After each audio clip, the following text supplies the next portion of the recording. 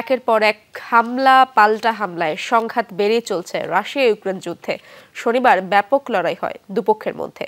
Kharkiv লক্ষ্য করে Russia আর Belgorod লক্ষ্য করে হামলা চালায় ইউক্রেন। প্রাণ ঝরে দুদেশের নাগরিকেরই।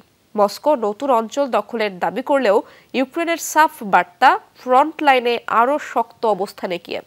রুখে দেওয়া হয়েছে পুতিন বাহিনীর অগ্রযাত্রা। সিলন ফ্যামিলি ব্লেন্ডের কড়ালিকার আর সতেজ স্বাদের পারফেক্ট ব্লেন্ডে স্বপ্নেরা মিলুক টানা। হামলায় আবারও উত্তাল রাশিয়া ইউক্রেন যুদ্ধের ফ্রন্ট লাইন। শনিবার তুমুল লড়াই হয় দুই পক্ষের মধ্যে। একে অপরের অবস্থান লক্ষ্য করে কয়েক দফায় চালানো হয় মিসাইল হামলা। বরাবরের মতো রুশ সেনাদের হামলার টার্গেট ইউক্রেনের দ্বিতীয় বৃহত্তম শহর খার্কিভ। আবাসিক এলাকা লক্ষ্য করে ছোড়া হয় গাইডেড বোমা। ক্ষতিগ্রস্ত হয় একটি ভবনসহ কয়েকটি দোকান ও ক্যাফে।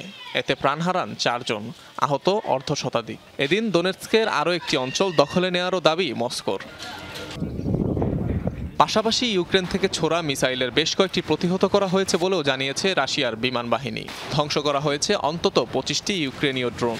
পাল্টা হামলায় আভদিভকা ও দোনেৎস্ক অঞ্চলে মিসাইল হামলা মস্কোর। এদিকে বেলগোরদে ইউক্রেনের পাল্টা মিসাইল হামলায় প্রাণ গেছে 3 বাসিন্দার। রকেট ছোড়া হয় বাশকিরিয়া প্রদেশের আরও একটি অঞ্চলে।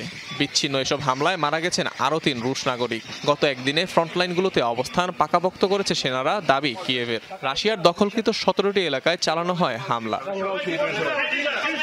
সম্প্রতি ইউক্রেনে আগ্রাসনের পরিধি অনেকটাই বাড়িয়েছে রাশিয়া। পাল্টা জবাব দিচ্ছে ইউক্রেনও, কিন্তু অস্ত্রের অভাব ভোগাচ্ছে জেলেনস্কি বাহিনীকে। অনিক রহমান, যমুনা নিউজ।